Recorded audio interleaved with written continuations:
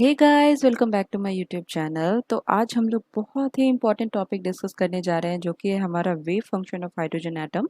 तो हम इसमें देखेंगे कि विद स्पिन और विदाउट स्पिन हमारा wave function of hydrogen atom कैसा है। ठीक है, तो चलिए शुरू करते हैं।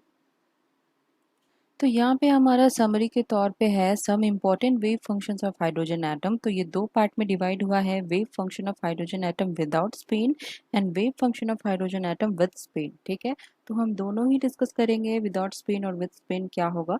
तो विदाउट स्पिन जो डीजेनरेसी होता है वो होता है एन स्क्वायर, और विद स्पिन जो डीजेनरेसी होता है वो है 2n²। डीजेनरेसी क्या होता है क्वांटम मैकेनिक्स में, ये मैंने आपको फर्स्ट वीडियो में बता दिया है, तो वो वीडियो भी आप ज़रूर देखिए ताकि आपको अच्छे से कॉन्सेप्ट सारा क्लियर हो जाए। ठीक है, तो यहाँ पे क्वांटम नंबर्स हमारा हो गया एन एल एम एल। ठीक है, एन है प्रिंसिपल क्वांटम नंबर, एल है ऑर्बिटल, और एम एल है हमारा मैग्नेटिक क्वांटम नंबर। लेकिन जब हम विद स्पिन की बात करते हैं, ठीक है, तो हमें यहाँ पे चार क्वांटम नंबर मिलते हैं, जिसमें कि n principal, l orbital, m l है हमारा मैग्नेटिक क्वांटम नंबर, और एम एस है हमारा स्पिन क्वांटम नंबर। ठीक है, तो चलिए देखते हैं स्पिन क्या है। इंट्रोडक्शन ऑफ स्पिन इन एच एटम। ठीक है, हाइड्रोजन एटम में हम स्पिन को इंट्रोड्यूस करा रहे हैं। When a particle has orbital and spin degrees of freedom, its total wave function ket psi consists of a product of two parts, a spatial part and a spin part। ठीक है, तो दो part में अगर हम किसी भी wave function को डिस्क्राइब करना चाह रहे हैं तो दो पार्ट में डिवाइड करेंगे, जिसका कि प्रोडक्ट है। द स्पेशियल पार्ट होता है हमारा जो कि साई एक्स है या फिर साई आर है, एंड द स्पिन पार्ट है हमारा ket s and m s. ठीक है, that is psi total is equal to psi spatial and into psi spin. तो ये जो पार्ट है वो हमारा क्या है, दिस इज द कोऑर्डिनेट वाला part which is x y z और आर थीटा फाइव। तो ये जो कोऑर्डिनेट वाला पार्ट है, ठीक है, ये सिर्फ कोऑर्डिनेट है एक्स वाई जेड या फिर आर थीटा फाइव। इसका स्पिन से इसको कोई भी मतलब नहीं है, या फिर स्पिन से कोऑर्डिनेट को कोई मतलब नहीं है। टोटल वेव फंक्शन हम कैसे लिख सकते हैं, ये दोनों का प्रोडक्ट हो जाएगा हमारा total wave function of any particle. So total wave function ket psi is equal to ket psi into get s and ms। ठीक है, in the case of the electron moving in the central field beside the quantum number n l m l, a complete description of its state would require the fourth quantum number, the spin quantum number। ठीक है, तो पूरा description देने के लिए, जैसे कि हमें पता नहीं है कि कोऑर्डिनेट, हमें पता है कि कोऑर्डिनेट कितना है लेकिन स्पिन अगर हम नहीं बता रहे अच्छे से, तो हम कंप्लीट डिस्क्रिप्शन नहीं दे रहे हैं किसी भी स्टेट का। तो अगर चारों ही क्वांटम नंबर हमें पता है तो वो है हमारा कंप्लीट डिस्क्रिप्शन ऑफ स्टेट। ठीक है, तो एम एस हो जाएगा हमारा, यहाँ पे देखिए आप, ये टोटल क्वांटम नंबर जो होता है वो होता है एन एल एम एल और एम एस। ठीक है, ये तीनों आपको पता है, और ये एम एस जो है वो है स्पिन क्वांटम नंबर। ये देखिए, ये हमारा स्पेशियल पार्ट हो गया और ये हो गया हमारा स्पिन पार्ट। तो ये हमने पहले वीडियोस में निकाल लिया है। इसका वैल्यू होता है r n l r, y l m l, theta phi and ket s m s. ठीक है, तो ये हमारा स्फेरिकल हार्मोनिक्स था। ठीक है, since the spin does not depend on the spatial degrees of freedom, the spin operator does not act on the spatial part of the wave function। ठीक है, तो special part of the wave function पे spin हमारा act नहीं करता है, but only act on the spin part. ठीक है, तो स्पिन पार्ट पे ही एक्ट करता है। ये बहुत इंपॉर्टेंट पॉइंट है, since the spin does not depend on the special degrees of freedom. Degrees of freedom पे स्पिन जो है वो हमारा डिपेंड नहीं करता है। सो फर्स्ट पॉइंट पे हम लोग देखते हैं wave function of hydrogen atom without spin. ठीक है, तो विदाउट स्पिन पे हम लोग डिस्कस करेंगे। So ground state wave function हमारा क्या होगा, since we know that n is equal to principal quantum number, n is equal to 0 to n-1। ठीक है, ms is equal to minus l to l। यहाँ पे ms नहीं होगा क्योंकि हम विदाउट स्पिन का बात कर रहे हैं। ठीक है, तो ये तीनों वैल्यूज को हम देखेंगे पुट करके कि जब हमारा ग्राउंड स्टेट वेव फंक्शन है तो हमें क्या वैल्यूज मिलेगा। So now for the ground state wave function of hydrogen atom, n is equal to 1। ठीक है, तो अगर n हमारा 1 है तो l क्या होगा, 0 टू n-1। तो यहाँ पे 1 - 1 हो जाएगा तो 0 हो जाएगा, l का वैल्यू हमें 0 मिल गया। तो ms का वैल्यू हमें कितना मिलेगा, यहाँ यहाँ पे ये ms नहीं है, ये ml है। ठीक है, तो एम एल का वैल्यू हमारा कहाँ से कहाँ तक लाई करता है, माइनस एल टू एल। तो यहाँ पे एल का वैल्यू ही जब जीरो है तो एम एल भी जीरो हो जाएगा। Hence the ground state wave function psi n l m r theta phi can be written as psi 100, ठीक है, 100। एन एल एम का वैल्यू, ये हमारा एन है, ये एल है, ये एम एल है, ठीक है। So basically previous year question papers में आपने देखा होगा कि क्वेश्चन जो भी हाइड्रोजन एटम से पूछा जाता है वो कुछ इस तरह लिखा होता है, साई 100। इसमें 100 का मतलब होता है ये हमारा प्रिंसिपल क्वांटम नंबर है, ये हमारा ऑर्बिटल है और ये है हमारा मैग्नेटिक, ठीक है। या फिर इसको ऐसे भी लिख सकते हैं, one psi of 100 as a function of r, और साई 1s और साई GS, और इस तरह भी हम लोग लिखते हैं, ठीक है। केट 100, अब इसका वैल्यू कितना होता है, केट 100 का वैल्यू होता है root under z cube divided by pi a naught cube e to the power minus z r by a naught. ये बहुत ही इम्पॉर्टेंट फॉर्मूला है, इसको आपको याद रखना ही पड़ेगा, क्योंकि इसको याद किए बिना आपसे ना पर्टर्बेशन थ्योरी हो पाएगा, ना ही बाकी प्रॉब्लम्स हो पाएगा। तो ये ग्राउंड स्टेट वेव फंक्शन तो आपको याद रखना ही पड़ेगा। यहाँ पे देखिए जेड का वैल्यू जो होता है, this is the ground state wave function of hydrogen atom where z is equal to atomic number and a naught is equal to Bohr radius is equal to h cut square by mu e square equal to 0.53 angstrom, ठीक है। तो helium atom, lithium और hydrogen atom के लिए हम लोग कैसे Z का वैल्यू पुट करेंगे, अगर क्वेश्चन में दिया गया है कि हीलियम एटम का बात हो रहा है तो हम यहाँ पे जेड का वैल्यू जो है वो 2 पुट करेंगे, और जैसे ही लिथियम का बात हो रहा है तो यहाँ पे हम लोग जेड का वैल्यू 3 पुट करेंगे, और हाइड्रोजन एटम के लिए यहाँ पे 1 पुट करेंगे, ठीक है। तो ये है हमारा ground state wave function for hydrogen atom, helium atom and lithium atom, ठीक है। तो ये ग्राउंड स्टेट वेव फंक्शन आपको याद रखना पड़ेगा, क्योंकि पर्टर्बेशन थ्योरी में जब हम लोग फर्स्ट ऑर्डर करेक्शन निकालेंगे, एनर्जी करेक्शन या फिर वेव फंक्शन का करेक्शन निकालेंगे, तो ये आपको बहुत ही यूज़ आने वाला है, ठीक है। तो ये आप याद रखें। तो चलिए देखते हैं first excited state wave function of hydrogen atom क्या है। So here we are, first excited state of hydrogen atom where here n is equal to 2. First excited state का बात हो रहा है तो n हम 2 लेंगे। अगर n हम 2 ले रहे हैं तो l का वैल्यू वेरी करेगा 0 टू n माइनस 1, तो 0 टू 2 माइनस 1 तो 0 टू 1, ठीक है। ms का वैल्यू कहाँ से कहाँ तक वेरी करता है, माइनस l टू l, तो ms अगर l इज इक्वल टू 0 है तो ms भी 0 होगा, और अगर l इज इक्वल टू 1 है, देखिए यहाँ पे दो वैल्यूज़ है, ठीक है, 0 टू 1 तो 0 1 होगा, और for l is equal to 1 हो जाएगा माइनस 1 0 और 1 एम एस का वैल्यू, ठीक है। एम एस का वैल्यू हो जाएगा माइनस 1 0 और 1। So the wave function for n is equal to 2 r, यहाँ पे देखिए 2 0 0 2 1 1 2 1 0 और 2 1 माइनस 1, ठीक है।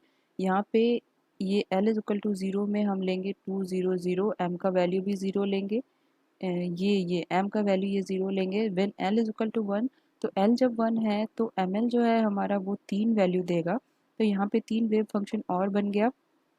यहाँ पे देखिए आप 2 1 1 हो जाएगा, पहले 1 होगा, फिर 0 होगा, फिर माइनस 1 होगा, ये यहाँ पे एम एल है, एम एस नहीं है, ठीक है, एल है ये, यहाँ पे भी और यहाँ पे भी ये एल है, ठीक है, एम एल है।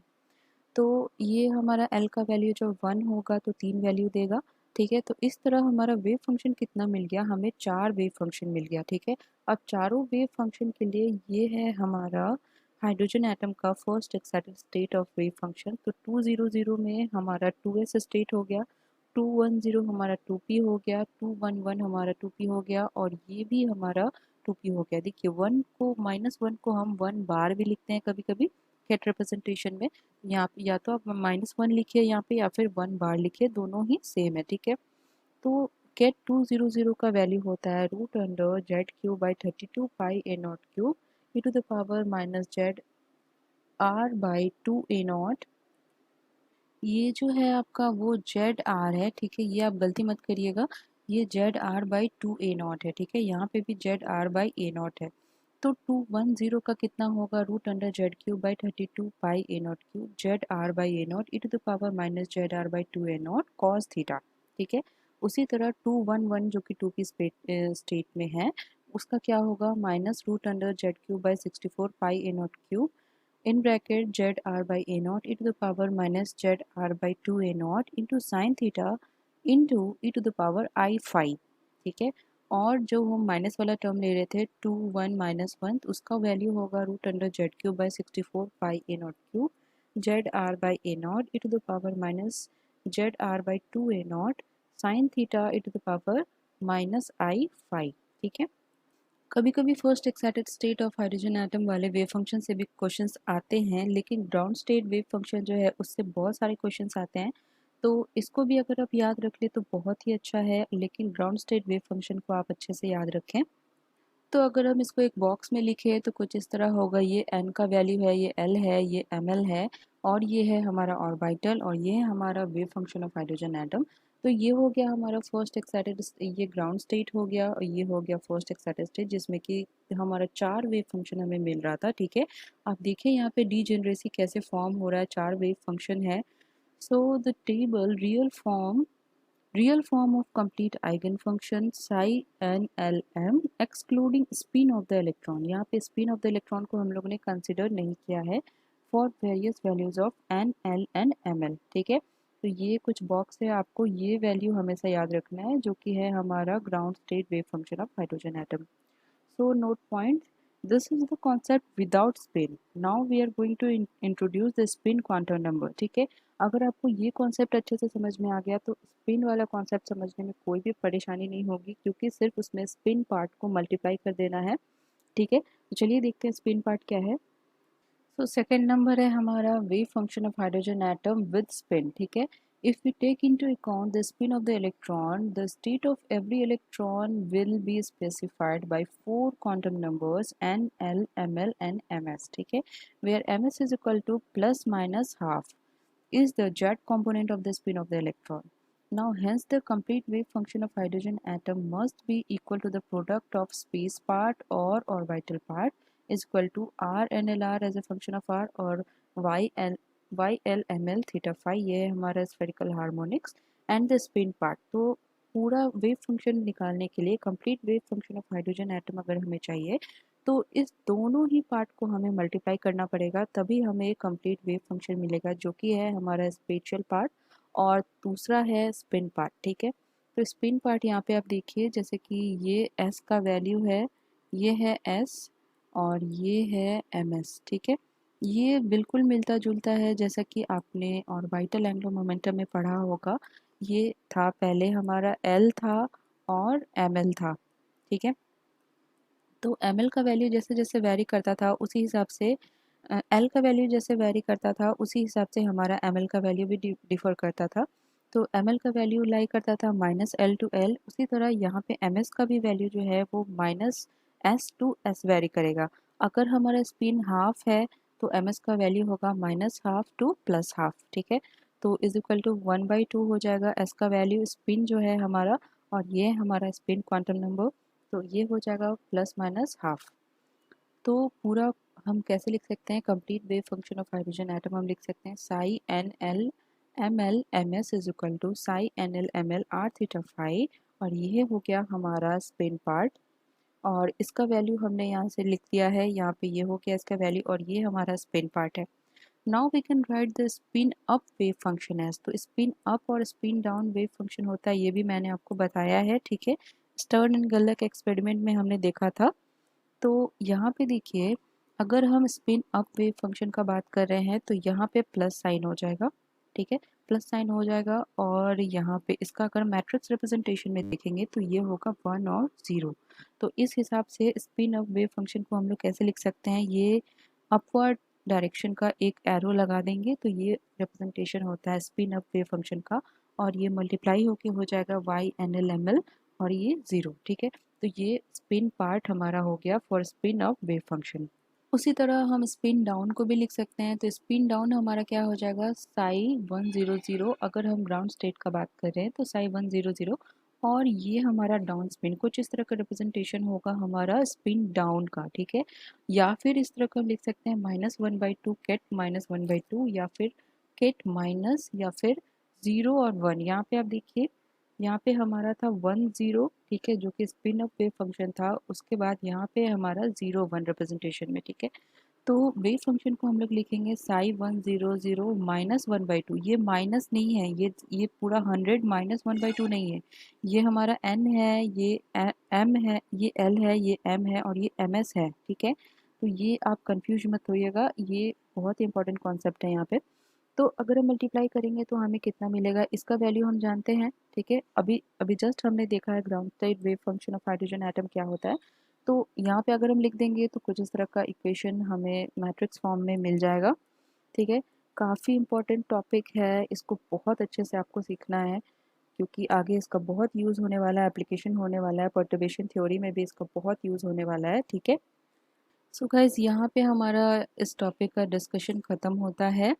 तो अगर आपको ये वीडियो सही लगा और आपका कोई भी कॉन्सेप्ट नहीं रह गया, आपको लग रहा है कि कुछ कॉन्सेप्ट क्लियर नहीं हुआ है, तो आप प्लीज़ मुझे कमेंट सेक्शन में ज़रूर बताएं। तो मिलते हैं अगले वीडियो में, तब तक के लिए थैंक्स फॉर वॉचिंग एंड बने रहिए इस चैनल पे।